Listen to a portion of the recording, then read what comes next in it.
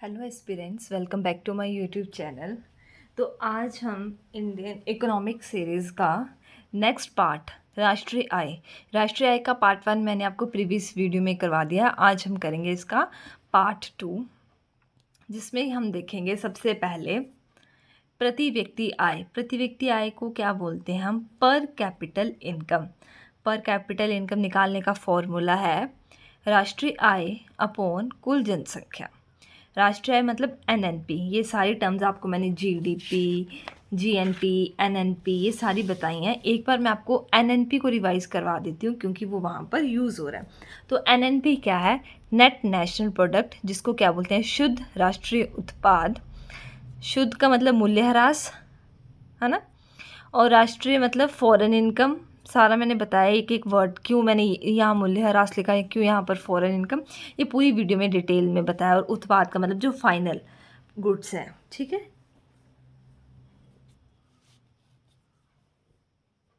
शुद्ध का मतलब होगा जो भी उसमें से मूल्यह्रास होगा उसको हम क्या कर देंगे? माइनस कर देंगे। ये देश का सबसे शुद्ध पैसा होता है। जब जीएनपी में से मशीनों की टूट फूट या घिसावट पर हुए खर्च को घटा देते हैं तो उससे क्या मिलता है? एनएनपी। तो एनएनपी का फॉर्मूला है जीएनपी माइनस डेप्रिसिएशन, जिसको मूल्यह्रास बोलते हैं। और जीएनपी का फॉर्मूला क्या है? GDP plus FI, foreign income, और यहाँ पर माइनस टी, ठीक है।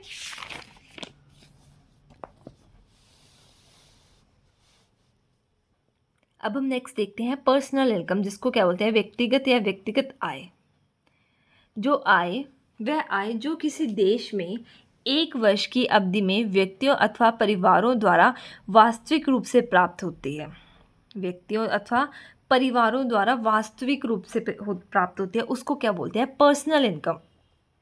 इसमें आपको ये थोड़ी सी चीज़ें याद रखने वाली हैं कि इसमें क्या जोड़ना है और क्या घटाना है।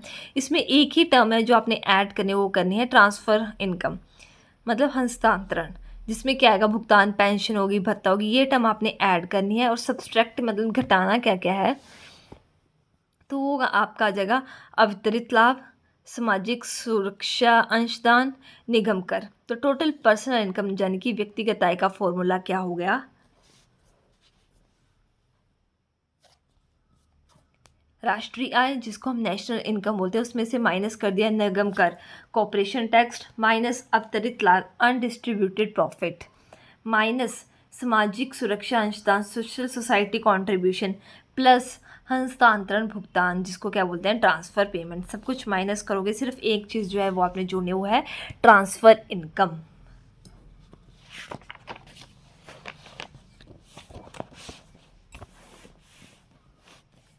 नेक्स्ट है आपका व्यक्तिगत प्रायोज्य आय, जिसको बोलते हैं पर्सनल डिस्पोजल इनकम।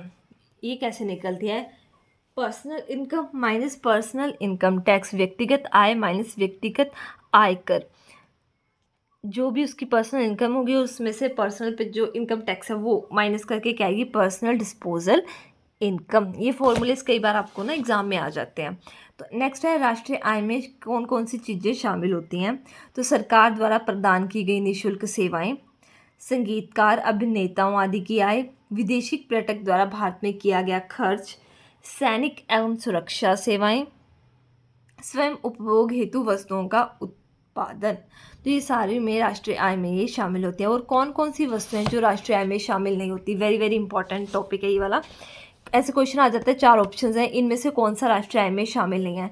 सबसे पहला पॉइंट है मध्यवर्ती वस्तुएं, इंटरमीडिएट टर्म्स। ये मैंने आपको बताया था, ये क्या होती हैं? जैसे कि एग्जांपल है, आप गेहूं से क्या बना रहे हो? ब्रेड बना रहे हो, तो फाइनल में क्या बन रहा है? ब्रेड।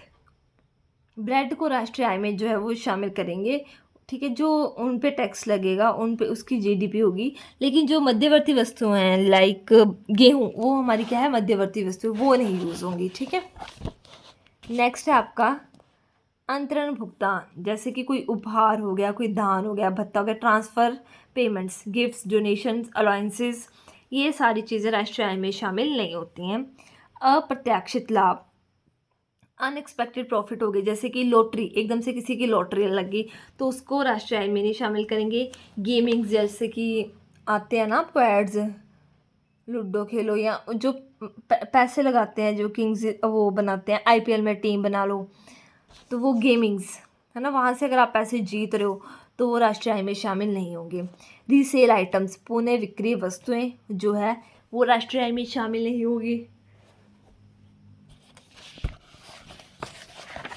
नेक्स्ट है गृहिणियों की घरेलू सेवा, हाउसवाइफ जो जैसे हमारी मदर्स हैं जो घर में सेवा करती हैं, घरेलू सेवा ही कर रही हैं वो, तो उनकी कोई आय नहीं है ना, तो वो राष्ट्रीय आय में शामिल नहीं होगी। तो इम्पॉर्टेंट है, ये आपने लर्न कर लेना है।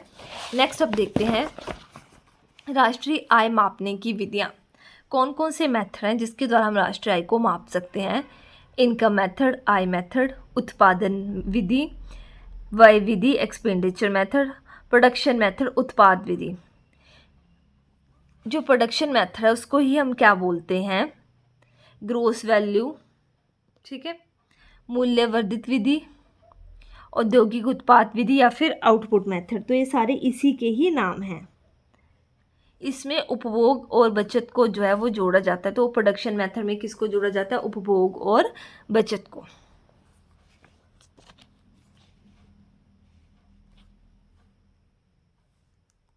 राष्ट्रीय आय का मापन, तो कौन था जो, कौन सी ऐसी वो है हमारी, क्या है, कोई भी चीज़ है, कम्युनिटी है, क्या चीज़ है जो राष्ट्रीय आय को मापती है? संस्था कौन सी है? तो वह CSO, सेंट्रल स्टैटिस्टिक्स ऑफिस, केंद्रीय सांख्यिकी कार्यालय बनाया गया था, जिसकी स्थापना हुई थी 1951 ईस्वी में, और इसका हेडक्वार्टर कहाँ पर है? दिल्ली में। 23 मई 2019 को क्या हुआ? CSO, सेंट्रल स्टैटिस्टिक ऑफिस, और इसमें मिला दिया गया national sample survey office NSSO, और इससे बना क्या? National statistical office. सेंट्रल से क्या बन गया? वो नेशनल। जो ये वर्तमान में आय GDP की गणना जो है वो अब कौन करता है? NSO, national statistical office. ये MOSPI के अधीन आता है। MOSPI क्या है? Ministry of statistics and programme implementation. तो NSO जो है अब करता है, पहले कौन सी बनी थी? Central statistical office. अब इसको NSSO के साथ मिलाकर NSO जो है वो अब राष्ट्रीय आय जो भी है उसका सारा लेखा जोखा या गणना करते हैं, राइट। अब हम ये विधियाँ देखेंगे। सबसे पहले थी हमारी उत्पादन विधि। इस विधि में उत्पादित समस्त वस्तुओं एवं सेवाओं के जो मूल्य है उसको जोड़ा जाता है। ये GDP को दर्शाता है। तो ये मैंने आपको पूरा फॉर्मूला पिछली वीडियो में एक्सप्लेन किया है। FC क्या है? Factory price, NNP at factory cost. देखो आपको ये पता है कि फैक्ट्री पे कोई भी चीज़ है वो थोड़ी सस्ती मिलती है, मार्केट में आते आते वही चीज़ जो है वो महंगी हो जाती है। तो इसका कुछ रीज़न होगा। तो फैक्ट्री का प्राइस निकालने के लिए हमें क्या करना पड़ता है? कई बार उस पर कुछ टैक्स लगता है, वो टैक्स को हम माइनस करेंगे मार्केट प्राइस में से, प्लस उसमें क्या ऐड कर दो? सब्सिडी। सरकार द्वारा कुछ दी जाती है ना सब्सिडी, तो वो ऐड करने पर हमें क्या मिलेगा? NNP एट फैक्ट्री कॉस्ट, ठीक है। तो नेक्स्ट है आय गणना विधि। इस विधि द्वारा सभी क्षेत्रों की आय को जोड़ा जाता है, ठीक है। तो इसके लिए फॉर्मूला है नेशनल, NI है national income, R plus I plus W plus P। अब ये सारी टर्म्स देखते हैं क्या क्या है। R किराया, किससे रिलेटेड है? भूमि से। I इंटरेस्ट, ब्याज। R रेंट हो गया। I इंटरेस्ट, ब्याज किससे रिलेटेड है? पूंजी से। W से आएगा मजदूरी, ये किससे रिलेटेड है? श्रमिक से। और P से प्रॉफिट, लाभ, ये और कहाँ से रिलेटेड है? उद्यम से, ठीक है। अब हम नेक्स्ट देखते हैं एक्सपेंडिचर मेथड। इसके लिए ये वाला फॉर्मूला भी मैंने आपको बताया था, C plus I plus G plus X minus M। C उपभोग, I निवेश, G सरकारी व्यय, X एक्सपोर्ट, M क्या हो गया आपका? इम्पोर्ट, ठीक है। तो एक बार हम एक क्विक रिवीजन कर लेते हैं जो भी हमने राष्ट्रीय आय के रिलेटेड पढ़ा, चाहे वो आज के लेक्चर में चाहे प्रीवियस लेक्चर में। एक बार आप ये देख लो, चाहे आपने वो वीडियो नहीं भी देखी है तो एक बार ये शॉर्ट नोट्स की रिवीजन कर लो, 1-2 मिनट में आपका ये कंप्लीट हो जाएगा। तो हमने राष्ट्रीय आय का कल वाले लेक्चर में यही देखा था कि राष्ट्रीय आय क्या है? भारत के नागरिकों की आय है, नेशनल इनकम। सबसे पहली बार जो राष्ट्रीय आय की जनगणना दादाभाई नौरोजी ने की थी तब प्रति व्यक्ति आय कितनी थी? 20 रुपये। पहली बार वैज्ञानिक तरीके से जो निकाली थी VKRV राव ने निकाली थी, तब कितनी आई थी? 62 रुपीज़। उसके बाद मैंने कुछ टर्म्स बताई थी जैसे इंटरमीडिएट टर्म्स और फाइनल। ये तो मैंने आपको बता दिया, गेहूँ से ब्रेड बन रही है तो गेहूँ क्या है? इंटरमीडिएट, और ये क्या है? फाइनल। नेक्स्ट है डोमेस्टिक और नेशनल। डोमेस्टिक मतलब घरेलू। घर कहाँ होता है? घर की एक सीमा होती है घर के अंदर, घरेलू मतलब घर के अंदर, घर की सीमा के अंदर, चाहे वो देशी है और चाहे वो विदेशी। वैसे हम करेंगे देश की सीमा में भारतीय और विदेशियों द्वारा जो भी उत्पादन होगा उसको बोलेंगे डोमेस्टिक। और नेशनल मतलब वही नेशनल, चाहे वो इंडिया में जाए, चाहे वो ऑस्ट्रेलिया में चला जाए, चाहे वो यूके में चला जाए, चाहे वो फिर कनाडा में चला जाए, नेशनैलिटी तो इंडियन रहेगी। तो देश की सीमा में या सीमा के बाहर केवल भारतीयों द्वारा उत्पादन, उसको बोलेंगे नेशनल। उसके बाद कंसेप्ट ऑफ नेशनल इनकम के लिए हमने टर्म्स देखी थी, जीडीपी ग्रोस डोमेस्टिक उत्पाद, जिसको क्या बोलते हैं, सकल घरेलू उत्पाद। सकल का मतलब टोटल, घरेलू का मतलब मैंने बताया देश की सीमा में, चाहे विदेशी और विदेशी उत्पाद मतलब फाइनल।